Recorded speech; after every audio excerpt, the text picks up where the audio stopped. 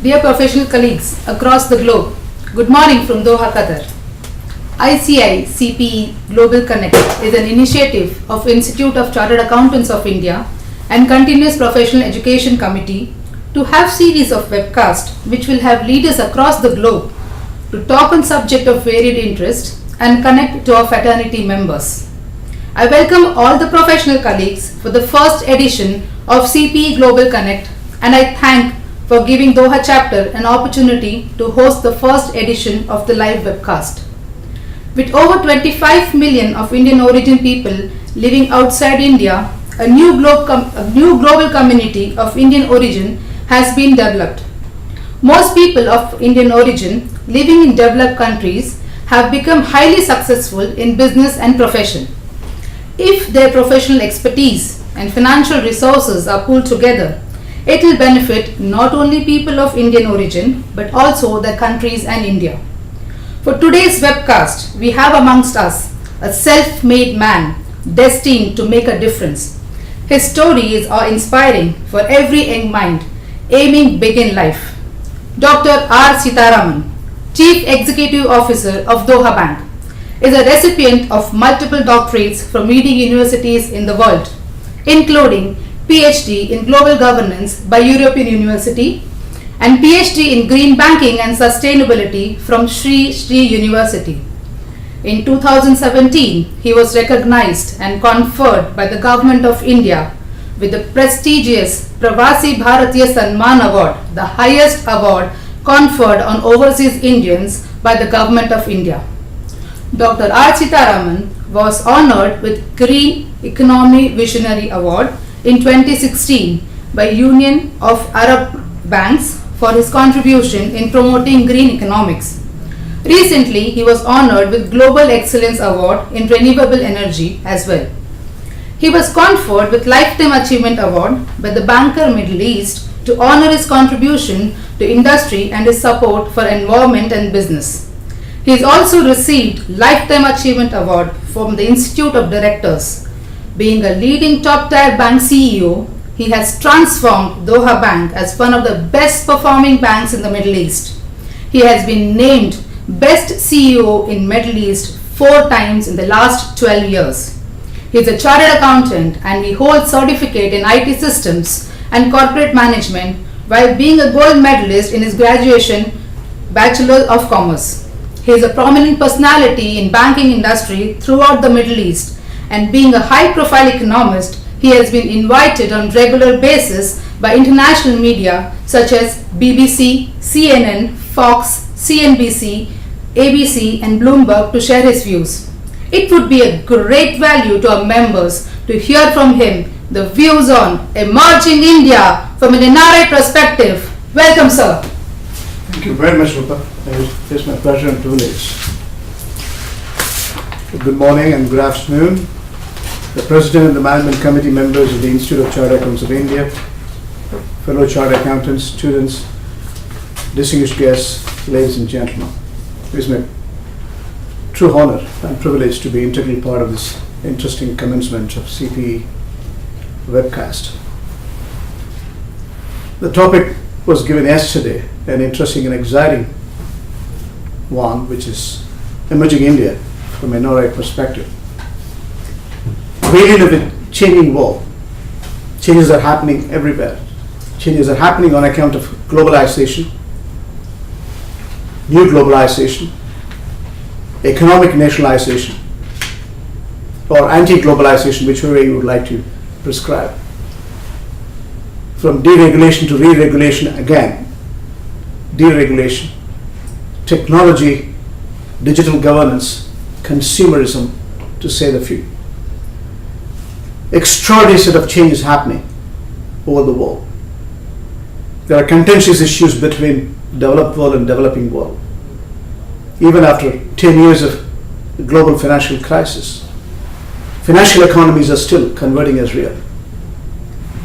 Real economies are redefining the scope and performance. Communism has changed. Capitalism is altercating its form and substance. Mixed economies are still redefining it. Global growth, global trade, global investments global banking, global finance are all getting into transformation. Extraordinary set of deliberations happening in terms of sustainability. The Millennium Development Goal, which was set in 2000, has been redefined as Sustainable Development Goals, SDG.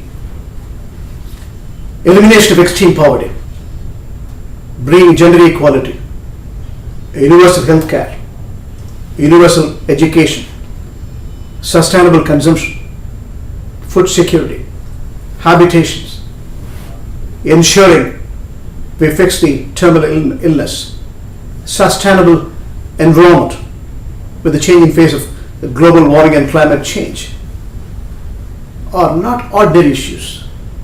These are extraordinary deliberations for us to see through. We create a better world and better citizenship. That's the need of the hour. To achieve this global sustainability, we need to have global partnership. We need to transform this world to be productive, positive, constructive in terms of our own commitments. And that's what every global citizen is engaged in. Within this context, we have to see what sort of reorganization is still required to bring in a sustainable development agenda. What sort of partnership we need to bring in to make sure this world is enduring its value for its creations and generations to come. And that's the need of the hour. That's what we have been tasked to define, refine, and redefine. And that's where we are in the crossroads. Look at in 2008, when we recognized it's a liquidity issue. When Lehman Brothers collapsed, Bear Stearns was bought out. We thought it's measurable, manageable, and controllable. Liquidity crisis moved into a funding crisis. Funding crisis moved into a solvency crisis and sovereign crisis. And we have seen the reflection of liquidity crisis. Accommodative monetary tools was invented. Accommodative monetary policy was printing money, money supply, improving the liquidity. The housing markets were toxic and they were under depression. Perhaps the additional liquidity has inflated the housing market.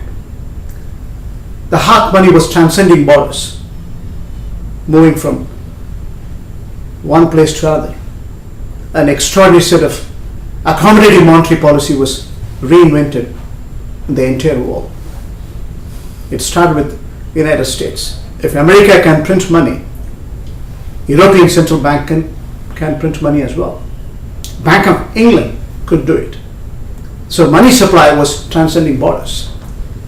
Abenomics was invented in 2012.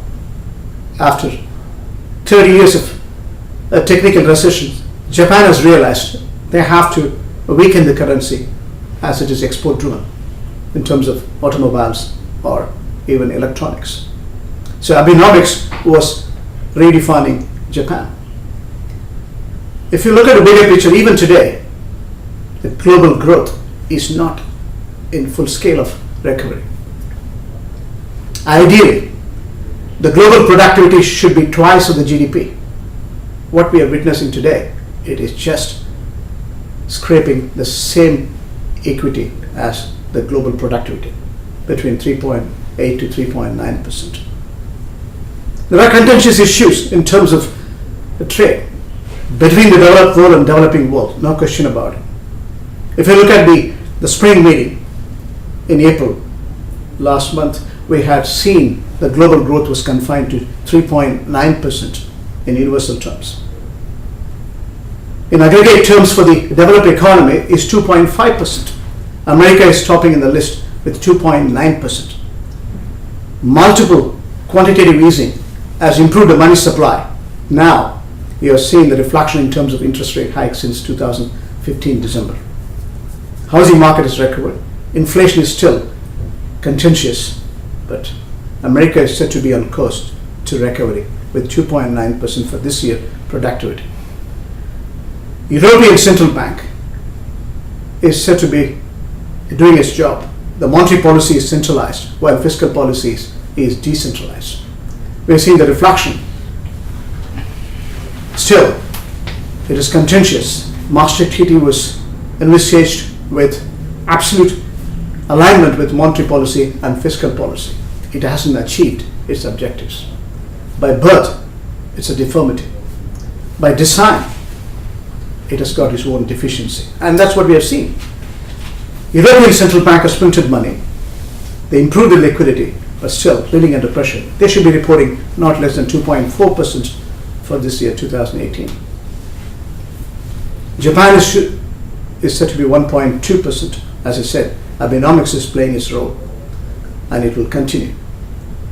United Kingdom, which was subject to EU trade negotiation after the Brexit referendum, is also going through extraordinary set of pressure. It should be doing around 1.5%. And if you sum it up, it's 2.5%. That's what IMF dictum says.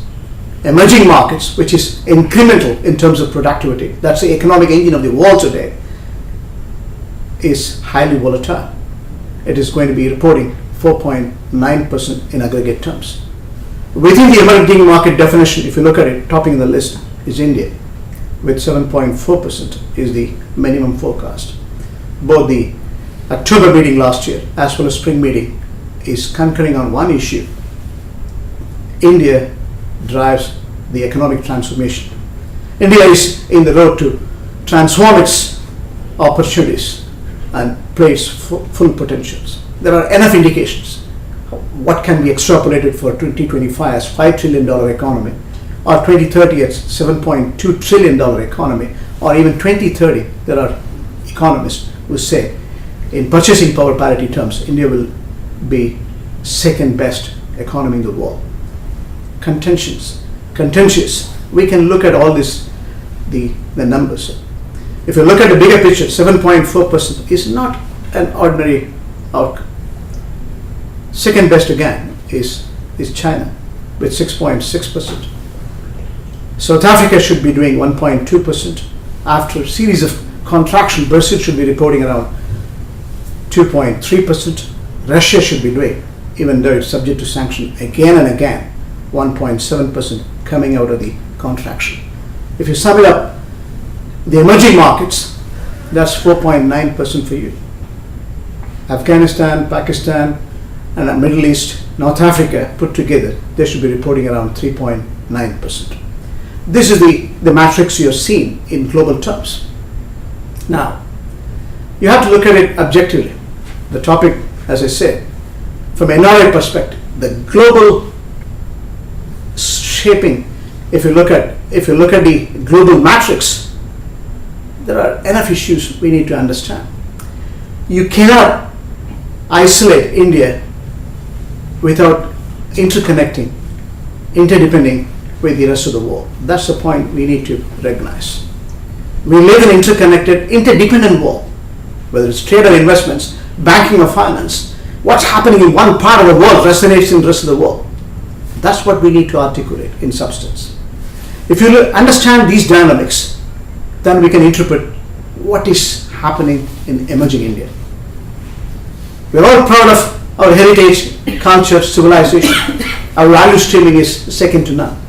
As Rupa was mentioning, 25 million, it's even crossed 30 million today. India is globalizing in substance. We have to understand this. Indian music, Indian dance, Indian classical stories, Indian literature, Indian food, everything is transcending borders. We live in a globalized world, and India is truly, in its form and substance, reaching every part of the humanity and human substance. And the heritage, culture, civilizations, more than ever, has been well understood. Gandhi, as a phenomenon, has been the role model for the defining moment in any part of the world. Pleasure without consciousness, wealth without work, politics without principles, religion without sacrifice, commerce without morality, wealth without work has got no substance. These are words of wisdom from Mahatma Gandhi. Today, more than ever, the peace and non-violence has been a profound value the world has conceived to bring in prosperity to humanity and human dignity. That's the heritage we are in. That's the true substance we are proud of. That's the value and civilizations we are proud of. That's India for you. We have to recognize wherever Indians have gone, whichever be the profession they are engaged in, whichever be the country they are performing today, India is respected. World over, 35 years before when I took my passport, when I was showcasing it in the immigrations living out of India, the image, the characterization, the reputation, the goodwill was different. Today, you are respected with more dignity. It's visibly showcased. India is understood, becoming a country of great substance and substantial compliance.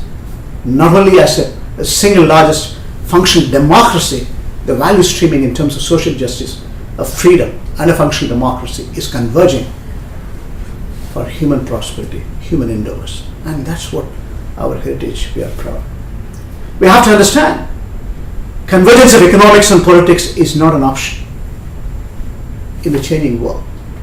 While we are really recognizing the changing face of the world, of late we have seen the contentious issues in terms of global functional makeups. While globalization was redefining the boundaries, we live in a borderless world which was shrinking. Technology was governing the framework, and today there are policy frameworks which are disrupting the globalization framework. American administration today is talking about economic nationalization. Nothing wrong in it. What sort of sustainability it can bring in to global growth, we need to understand. While 20% of the world import, 12% of the world exports come from America, we also have to understand whether global trade can be prosperous with economic nationalization. Rescinding the Trans-Pacific Partnership is not an ordinary issue. 16 countries, 6.5 years of continuous commitment designed to deliver further prospects as Trans-Pacific Partnership, rescinded by Americans. Rising sea level, increasing temperature, animal extinctions, carbon emission was globally killing the prosperity of the future generation. That was well understood. The human activity was the major cause since 1992-93. Global warming and climate change was a major substance to recognize. We have to take initiatives which are responsive, and that's why COP21, it started in multiple form and substance from 1992, whether it is in 2007 in Bali, Indonesia, or subsequent conference of the parties, including in Durban in 2010, and even 2012 in Doha. Then comes Warsaw in 2013. COP21 in Paris was the eye-opener, and world at large has recognized this is an important commitment we all have to make for the sake of future generations. Today, in terms of global warming and climate change, we have a major threat for the prosperity of the world. Nearly 27% of the global carbon emissions come from China. Nearly 15% of the global carbon emission comes from America. Nearly 10% of the global carbon emission comes from Europe. 7.2% nearly comes from India. Understand? Unless we create a carbon neutral society, we are not going to endure this planet for prosperity for generations to come. And that is the essence of the spelling in terms of COP21. And America has rescinded today. They're rescinding the trade agreements in terms of North American free trade agreements. I'm not blaming America, but the conflicts in policy framework is endangering the sustainability of the global growth. That's my point. Understand the dynamics of change and what sort of reorganization it can have in terms of global trade or global investments. Printing money, improving the money supply can only weaken the currency. Countries are engaged in even administering the currency. Currency is a barometer of an economy. Monetary policy is spelled out by a central bank as technocrats. Fiscal policy comes from the finance minister as politicians forming government world over, deciding to deliver a fiscal consolidation. Alignment of monetary policy and fiscal policy can make things happen. And that's the very purpose of the financial power. And that is getting redefined with administering the currency. And that is what happening in terms of quantitative easing and allied impact in terms of weakening or strengthening the currency. Once you start administering the currency, it loses its value stream. And today, with the changing dynamics, financial markets are highly volatile as a gambling grounds. Whether stocks or currencies or commodities or bond, it's all interconnected, it's all interdependent. Once you start questioning the barometer, universal values in terms of accounting, valuation, securitizations are all getting redefined. Now, why do I correlate all these things?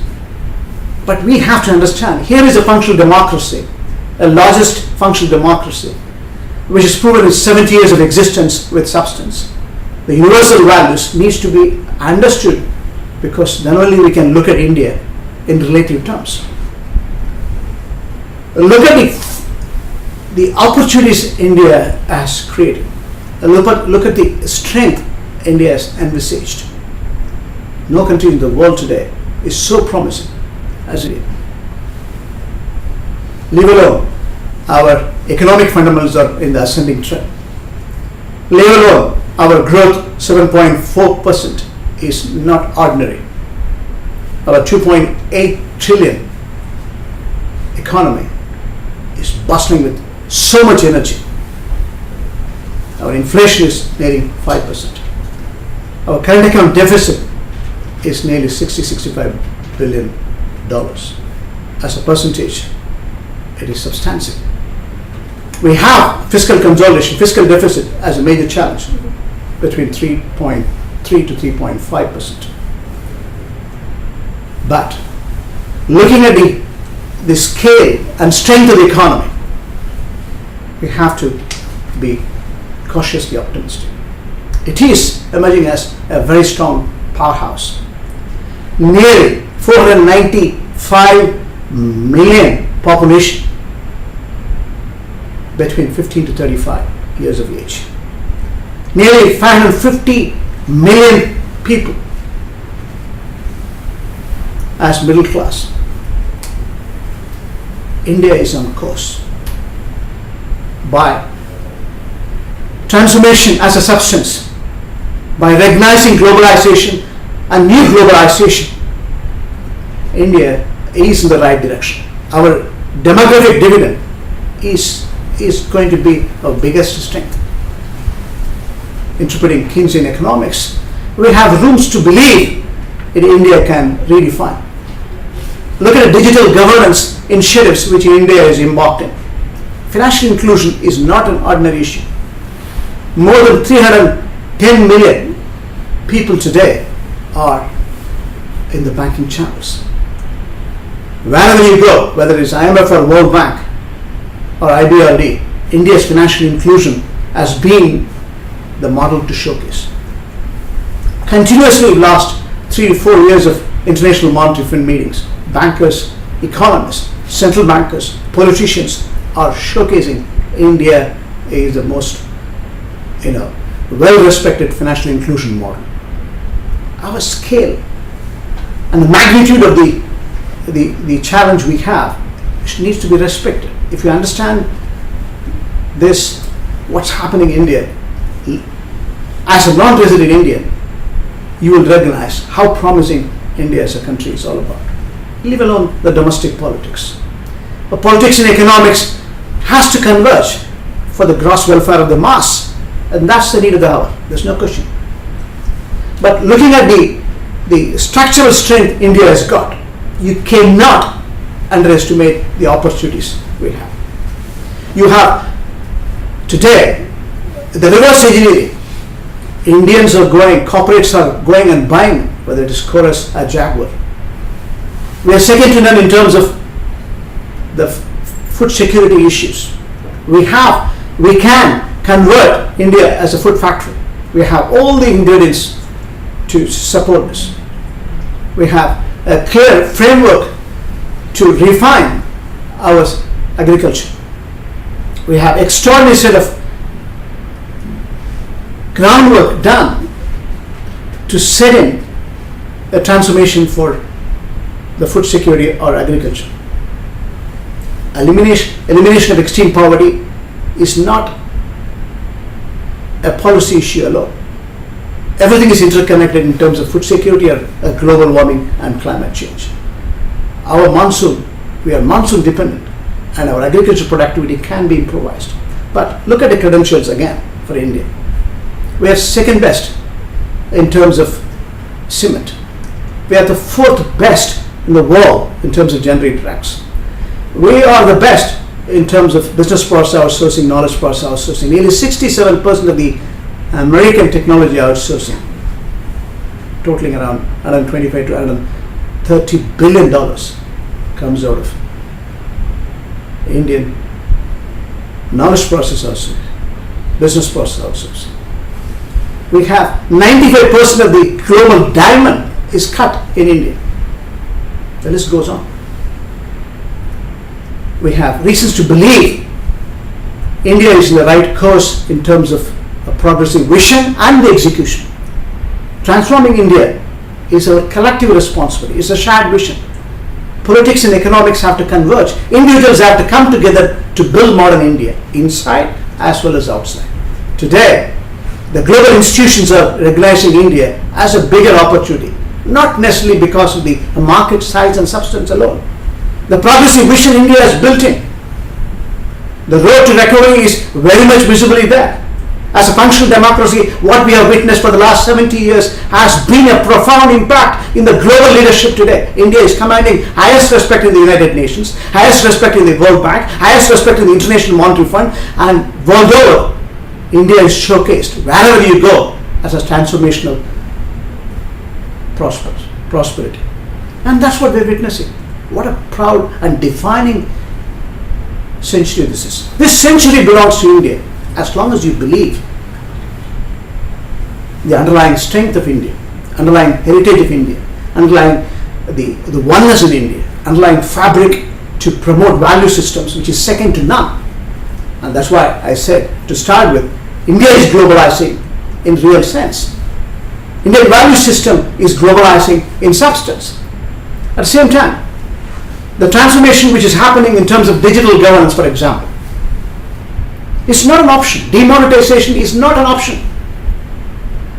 Bringing governance, ensuring transparency, ensuring core compliance in terms of tax or other norms, ensuring parallel economy is minimized, ensuring accounting accuracy comes in, ensuring we run a clean systems to promote value streaming for an ordinary man to become extraordinary and affluence, and to ensure that he has got the basics norms. We have to bring in financial inclusion. If we have to bring in digital governance, and that's what India has showcased. There are execution challenges, there are execution errors. Those are to be bifurcated. That can be fine-tuned, that can be corrected. But the step was in the right direction. That's transformation India. Transforming India has got its multiple steps. The steps which we need to climb is still ascending. We have the right direction, and that's what we need to understand. Looking at objectively, digital governance is not an ordinary issue. If you have to eliminate corruption, if you have to bring in poverty alleviation, if you have to bring in social justice, if you have to bring in functional freedom, if you have to bring in transparency, if you have to bring in core governance, core compliance, then we need digital governance. Whether it is artificial intelligence, whether it is blockchain, whether it is machine learning, whether it is Internet of Things, whether it is an integration of all this e-commerce, which runs in trillions of dollars. The market estimates are profound to believe India has got so much substance. By transforming India into digital governance, we can move up. By transforming India into knowledge society, we can still strengthen our way forward. Extraordinary set of opportunities. Today, transformation in terms of Indian education. Indian education is second to none. I started with being a chartered accountant and also a commerce graduate. The rest are all incidental. Our value streaming is second to none. Our educational systems are second to none. It is universally recognized. It has got a depth as well as a width. That's what we need to understand. Don't underestimate our education system. Our IIMs are not ordinary. Our chartered accountancy profile is prolific enough to professionally substantiate around the world, whichever be the function they are engaged in, whether it's corporate management or financial control. Our role has been redefined from conventional wisdom to modernization as financial engineering. Our role to interpret with substantive, even memory jogging, to mental mathematics, and the substance of economics and finance and banking and audit is a profound lessons we have learned, is to great use for transformation of any institution anywhere in the world. Make no mistakes about it. We should never underestimate our value stream. Even today, transformation, what's happening in terms of knowledge society, India is in the forefront. In terms of healthcare, we all know what it costs in terms of medical tourism is 1/10 of anywhere in the West. And the educational breakup, the experience we have in terms of healthcare is second to none. And that's what the government is embarked on. Whichever the government is engaged in, they have to look at it objectively, and they are in the right course. When it comes to recognizing the competitive offering in terms of investment climate, what has not happened in the last 5 years? Precisely in the last 4 years, when I look at the numbers, statistics are revealing over 250 billion. 3 years alone was producing 194 billion as FDI. And today, somebody says around 254 billion. That's the level of foreign direct investments we are engaged in. Again, transformation in terms of silver bullet solution as the economic union is a must. We cannot operate too many countries within India. While we understand the diversity and oneness, we have to bring in as one fabric, and that's where the GST comes in. There are execution errors again. But value streaming and making company offering within India is a must. And that's where the center state allocations still needs to be refined. There are issues, there are challenges, but GST is the right policy making. Investment climate has improved. We have seen the value streaming in terms of company offerings. Innovation index has moved. Business company offering, according to World Bank, has improved by nearly 42 places. Today, we are at 100 position. Still, long way to climb. We can attract more foreign direct investments. Still, if you look at the last year index in terms of overall inflow of foreign direct investment, we rank 6th. But that's an extraordinary acceleration. India is today recognized as an investment destination, and that itself is a good sign. So in terms of modernization, creation of infrastructure, huge opportunities. So 1.5 trillion to 2 trillion is a minimum requirement we need for us to bring in inward investments. That's a lot. We have to scale it up. 100 smart cities, 120 airports, and you have clean electricity across the villages, rural development, again, making sure 1 crore housing. These are some of the glaring statistics which world at large is perspired to see this, because this is not ordinary. Nowhere in the world you are seeing such kind of extraordinary acceleration, such magnitude, such diversity, such cultural nuances, but we are in the right course. And that's what we need to articulate in substance. When it comes to transforming India, gender equality is a must. Gender equality is a must. While Sustainable Development Agenda was articulating this very same mission, we have to bring in more such value streaming within India. The corporate boardrooms today should be more transparent, more diversified, and that's what the change we're witnessing. Indian government is focusing today gender equality. That's a very good sign. In terms of governance, we have enough room to change. Transparency is attempted, clean, corruption-free, and wrong. We need to bring it. That's why, as I said, digital governance is important, demonetization is important. But the parallel system was degenerating Indian economics. We all know it is not your birthright to have black money. And nobody, no educated derelicts is going to support this mission, whether he's a chartered accountant or any other professional, or even as a businessman. We have to bring in universal values to be transparent, good governance. We have learned lessons time and again. We have learned lessons every time around the world. When there is governance to full transparency, then everything works. Productivity works. Enhancement of productivity comes in. We have classic stories. It's not confined to Lehman Brothers or Bear Stearns. It's not confined to Arthur Andersen alone. We have seen in Japan, Tokugawa to Olympus. We have seen Gupta family in South Africa. We have seen the Tatas and again Infosys getting into boardroom conflicts. Governance of the highest order we need to instill. That's the role of a chartered accountant. That's the role of professional accountants. And that's what we have to engage in.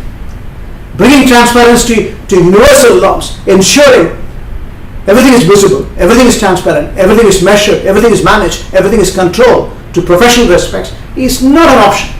And our profession should endure its value, not as a tax evasion, for tax evasions, but tax planning, of course. At the same time, ensuring transparency built in within the framework, and that's vital. That vitality can change to respectable values, enduring values as professionals, and that's needed the hour. We have changing diversity in terms of governance. The governance itself is going through extraordinary set of changes. Global governance is the right model. Setting a right kind of framework for global governance can change things. These are not ordinary changes. Politics and economics have to converge, as said in the beginning. Accommodated tools were implemented to make sure sustainability comes for value streaming for gross welfare. And that's the universal law when we recognized 10 years before. Universal set of accounting and valuation, securitization, and the governance framework has to be accepted by all means. And that's what the need of the hour. That change can articulate solutions which are responsive to have sustainability in terms of outcome. And that's what they need. Cases like Nirva Modi is shame. Taking in an extraordinary set of accounting, which is not accounted of balance sheet items, and not putting into the mainframe systems, not accounting and running a parallel systems, challenges our integrity. Compromise on the controls. No amount of audit can find this. No amount of supervision can find it unless you convert as an individual. But the system has to be accepting its responsibility as well. There is scope for improvement as well. Our governance standards have been well set to our value streaming, which our heritage has taught us. India is known for spirituality. India is known for its integrity. Indians are known for its commitment. India is known for its hard work. this kind of strained census can also create so much confusion and send a mixed signals to the world. And that's what the example of Nirva Bodhi or other allied instances which we are witnessing. There's no room for parallel bookkeeping. There's no room for dishonesty. Enforcement has to be the highest order, and that's what we are seeing. If you say demonetization is getting challenged, demonetization has worked in multiple forms. It has worked for core compliance. When you have exchange of information across the globe in transparent terms, civilized world comes to discussions to bring in transparency, transparency as a better perspective. We have a role to play. Every ordinary citizen has a role to play. That's where ethical and moral governance comes in. That's where your value streaming comes in. You as an individual, we as a team, we as Indians across the globe or inside India. But what is more important is to recognize and respect the value streams which we need to set in. The functional makeup is not confined to the government alone. Government is an embodiment of people like you and me. When it comes to transcription of the action, the activity comes out of positive attitude, collective commitments, and shared vision and shared leadership to bring in value streaming second to none. Today, India is respected in spite of all these hurdles. India's prosperity as a market, I don't need to extend it, but you all know market liberalization is working. FDI has been relaxed in multiple sectors. We have seen huge amount of market liberalization has been pronounced, whether it is aviation, whether it is food security, whether it is, again, defense. There are areas where global Indians can contribute. Global institutions are recognizing it. The market liberalization can come in any form and substance. India is in the right course for us to recognize it is converging in terms of a policy framework. There are tested models. Our scale and substance and the magnitude is the challenge. We have to understand. We cannot disregard the fact that value stream will not be sustaining its own respects unless inequality, income inequality is minimized. And that's where the role of individuals and the government comes in. While we understand public-private partnership is a tested and proven model across the globe for sustainable value streaming, we need to inculcate such model in terms of business as well as NGOs. And that is where our commitment comes in. While I talked about the strength of India, the opportunity India is giving, India has got its own challenges as well. These challenges need to be recognized by you and me. Look at the oil price today. I said the financial markets are highly volatile. Financial markets are a gambling ground, I use the expression, because it's getting into manipulation.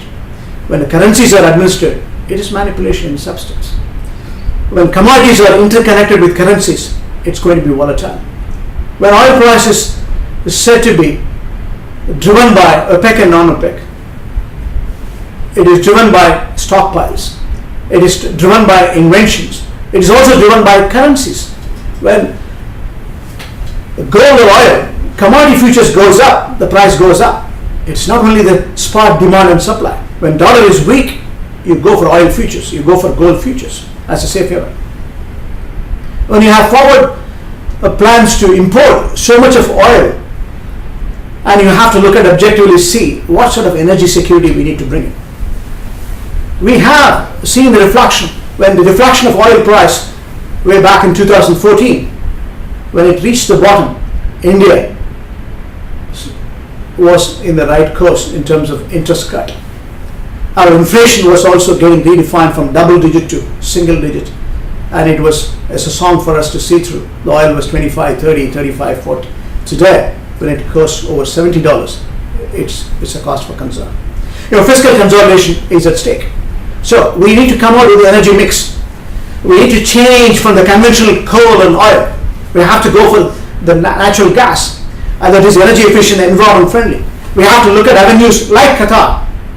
Again, Qatar the country where we operate, my institution operates as on date, as a domain. We have 17 countries we operate, but Qatar is a country of a great commitment for energy security.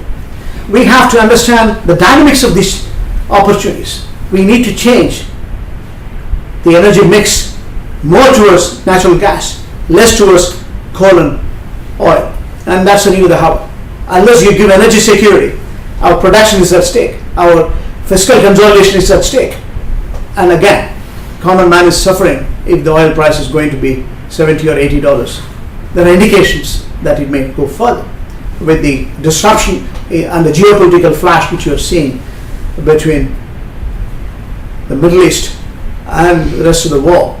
But within the Middle East, Iran or Saudi Arabia, we have seen the oil price is highly volatile. But we have to change the energy mix. We have to look at renewables as an option. As I said, carbon emission is a major threat to the world.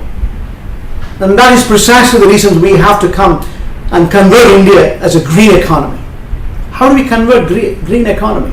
How do we make sure it is going to be green? It means we have to create carbon neutral systems. We have to look into renewables. We have to look at solar. We have to look at wind. We have to look at biomass. We have to look at biofuels. We also have to rationalize our consumption in terms of energy. We have to modernize it. And that is where you as an individual take initiatives. We as a team, we as a corporate, we have to take initiatives. That is the need of the hour. That's a real challenge. With the changing dynamics in the world, we have to understand anti-money laundering and combating financing terrorism is a major thrust world over today. And that is equally holds good for India's credibility. We have to eradicate the parallel economy.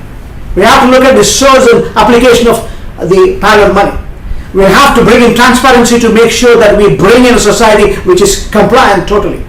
We bring in professionals as chartered accountants and value engineers to bring in transparency and eliminating corruptions, ensuring the money is put to productive use. It means 100% everything has to be through digital and banking channels. That's the need of the hour. Today, the world is witnessing security as a major phenomenon. It's not confined to physical security alone, including cyber security, phishing, spoofing.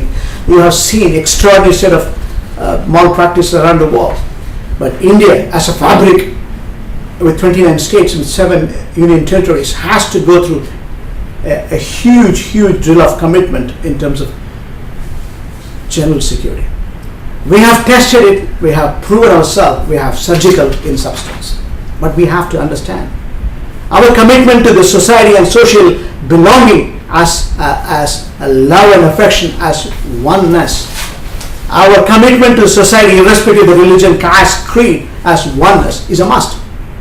Otherwise, we endanger our solvency, we endanger our diversity, we endanger our unity, we endanger our territorial integrity. We have seen how the global powers are reorganizing. We have seen the Belt and Road is getting reorganized, politically, economically.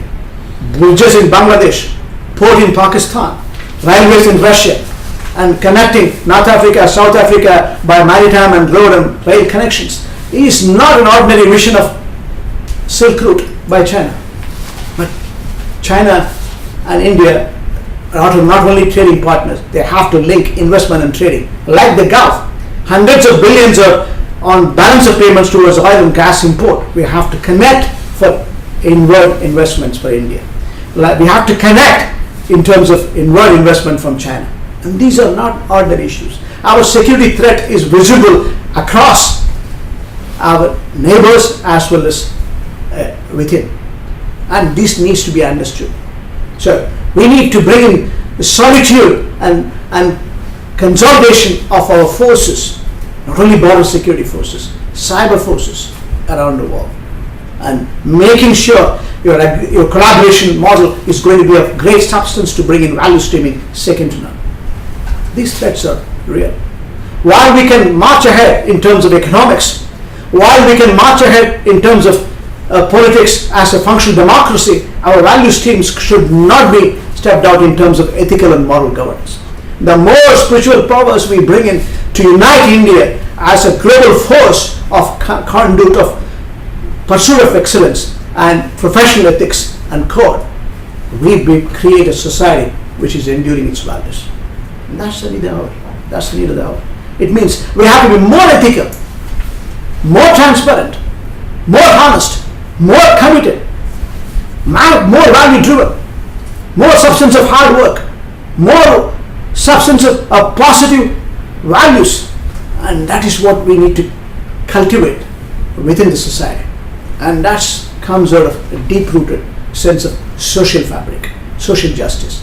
While government can initiate, we as collective responsible citizens, global citizens, we have to come together to build this country for greater eminence. And that is the need of the hour. While I understand the challenges are real, the substance of India is going to be emerging as a superpower, not in terms of money alone, for peace and prosperity and gross welfare of happiness. And that is where we need to invent ourselves gross domestic happiness, as Bhutan, a small country, has testified and showcased. India, whether rich or poor, even today, is a telling story for global force to reckon. 1/6 of the humanity we command. Human dignity we need to respect. While we understand the sustainable development agenda, the 17 norms which are setting are universal in values, India itself has to adopt all this policy framework and making sure these universal norms cannot be misunderstood. India cannot operate in isolation. While we are insulated in terms of our economic strength and social fabric, political fabric, we are interconnected, interdependent from an emerging market perspective. We are an emerging nation as an emerging nation. As an NRI, I look at with cautious optimism. As an Indian, I am proud of my heritage. Seeing the world with greater prosperity and greater humanity, human dignity, I see our children and grandchildren are going to be well off tomorrow and day after tomorrow. And there are reverse engineering to see. Wherever Indians are gone, they have not forgotten their roots. They are still interconnected. Their heart is still in India. They have the huge commitment to India's success story.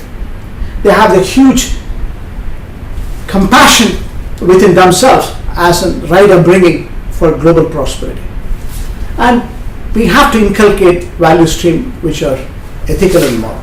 Then this emerging India will be enduring its value for greater prosperity. So I want to summarize by saying a few words. There's an Oriental saying, if you aim at short term, you cultivate flowers. If you aim at medium term, you cultivate trees. If you aim at eternity, you build humanity. Our thought becomes action. Our action becomes our character. Our character becomes destiny. India's destiny is great. India's heritage is great. Our civilization is second to none. We are proud Indians world over, and we are going to be proud for generations to come, because that's what we earn, we are born with, and we are going to be. We believe in India as an emerging nation. We believe in making sure this generations can create enduring values for greater prosperity for generations to come. Thank you, ladies and gentlemen, for your kind attention. Thank you. So we have various questions from across the globe. One from CA Vivek from Bahrain. What, in your view, is the biggest internal headwind for Indian economy in the future to make India a true global economy? Well, we have, as I said, trade and investments to be interconnected. I said this in the current context. China, take for example, Gulf. When I had the privilege of meeting the Prime Minister multiple times, whether it was Qatar or in India, I did mention to him that the Gulf states, for example, we have a balance of payments tilting towards the Gulf. We need to clearly link the trade and investments, number one. We need to make sure the annual payments should be converted into debt, and debt can be converted into equity for infrastructure creations. We need trillions of dollars. Right? We talked about 1.5 to 2 trillion as per the 15th Finance Commission, plus other allied value creations which we are seeing. Huge amount of infrastructure creations. How we are going to get it? Hundreds of billions will not do. So here is an example.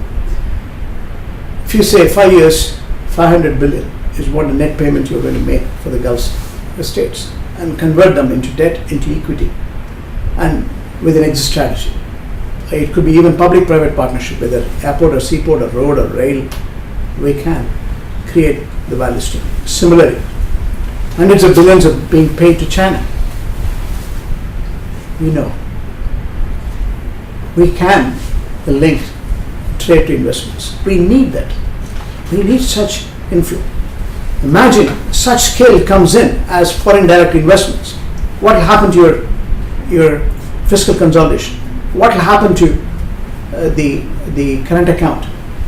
It will run into huge surplus. That's number one.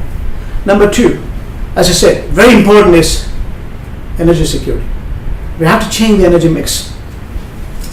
We haven't achieved our objectives in terms of energy security. A long way to go. But there are initiatives which are responsive. We need to bring in, if it is solar, it's solar. If it is wind, it's wind. We need to get into converting this entire economy as a green economy. It means huge amount of transformation is required in terms of a carbon emission and creating a carbon neutral society. And the compliance architecture needs to be well defined. And there are opportunities which we can leverage in terms of the source and energy. So there are many ways and means of changing India further, enhance the current status, and that's what we should aspire for, we should execute, irrespective of the politics. Yeah. We have one more from Australia. So you mentioned twice that economics and politics need to converge for mass benefit. What changes are therefore happening on this front to better understand the benefits it is bringing to the people of India? If you could please share some examples or perspective about the visible benefits that are transparent to all. See, we have seen, leave India for a minute, look at the global political makeup. Now, I gave an example of American administration, rescinding the TPP, rescinding the NAFTA, coming out of COP21, and as good as a couple of weeks before, the Iran agreement, which was signed by the rest of the global powers, including America, now unilaterally withdrawn by American administration, at least contemplated as an option. Now, this has got a huge consequence in terms of global sustainability. Once your political functionaries have signed a contract, it's an obligation to the global norms. Universally, that has to be respected, irrespective of which political party has initiated this. Otherwise, there is no sanity, there is no commitment to the global sustenance. And that's what we are seeing now. Now, this is an example. We have seen Brexit is again dividing the UK. It could be a positive in terms of reflection or negative, we don't know. Time will prove in terms of trade. It's inclusive growth. That's why G7 has become G8, G8 become G20. You cannot isolate yourself. You can insulate as an economy. Now, India has to have series of market liberalization to make sure we bring the gross welfare. Now, policy issues like GST, it took how many years to have a political consensus. Why it was dragged so long? And that's what, from the outset, when you see things, you see the functional makeup are confined to party politics. I'm not seeing the unity in terms of bringing gross welfare to the mass. There's a time delay. Eventually, it was accomplished, but still, a lot of refinement has to take place. So, irrespective of which party you belong to, what is going to produce gross welfare to ordinary man? If your objective is to bring in elimination of extreme poverty, India is not a poor country. India has got poor people. We know what India means outside India as well. What sort of even affluence Indians command? What sort of parallel economy we built in, unfortunately, in spite of all core ethics and value streams. So,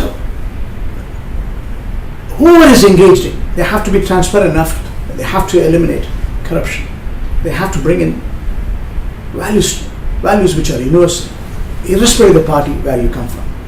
And that's what I mean. So questions are pouring across the globe. In the interest of time, we'll take just one or two. Yeah. Do you think our GDP is enough to justify demographic dividend? Worry is if no enough jobs are created in India, what will happen to the huge youth population? This is from Bangalore. No, we are number 2 in terms of startups. There are hiccups in terms of demonetization. The cash flow, which was, it has to be cashless. If you create a society, and that's where the whole parallel system was unwinding, still unwinding. So there are liquidity stress in certain pockets, whether it is real estate sector or other startups. It doesn't mean long term it's not going to work. So if you have to create jobs, SME is a route. You have to create social entrepreneurship. You have to create more job opportunities by bringing more industries, infrastructure. And that's where trillions of dollars of investments are required to stimulate your urbanization, your rural development, your digital inclusion, your financial inclusions in terms of social fabric. These are the ways by which you can have mapping of all the social risk management. And job can be created by growth. And you can also minimize the gaps between haves and have-nots by bringing more transparency. And that's what the reflection, we are seeing it in India. It's not looking at the world, looking at India. India is prosperous. And that is the relative phenomenon. And we can create more jobs by bringing more investments. And that's what I'm seeing. Otherwise, 194 billion is not a small sum. What was achieved from 2001 to 2014 was, everyone knows the numbers. It's 1/3 of, but we have achieved nearly, if you look at $250 billion plus in the last 4 years, it's resounding. And this needs to be redeployed in terms of infrastructure creations. If we start creating more infrastructure, which we need, we don't have sufficient infrastructure. Hundreds of airports is required means what? 100 smart cities means what? Housing for everyone means what? Healthcare for nearly 500 million people, 50 crores means what? These are job creations. And that's what the policy framework says. Let's hope it gets executed to professional respects. We have a question from the Financial Hub, Mumbai. What's the medium and long-term forecast for Indian stock markets? We are the second best emerging market index as such. Now, it depends on the political stability as well as the economic stability, isn't it? See, the price earning multiples are on the higher side compared to the rest of the world, not necessarily America. Now, with the earning capacity, we can really factor and make sure our price earning multiples are far cheaper compared to America. Both are prosperous, but we have better prosperity, so we can factor more weightage into it. Now, if you ask me, is a scope for improvement because we have a stable and functional democracy. We have policy framework which are concerned with the universal values of globalization or new globalization. We have momentum which is between 7 to 8%, even it can cross 8% if we have further alignment between politics and economics, as I say. So definitely the stock market should result in a positive momentum. But stock market are not the only barometer of an economy. The other indicators we have to look at objectively.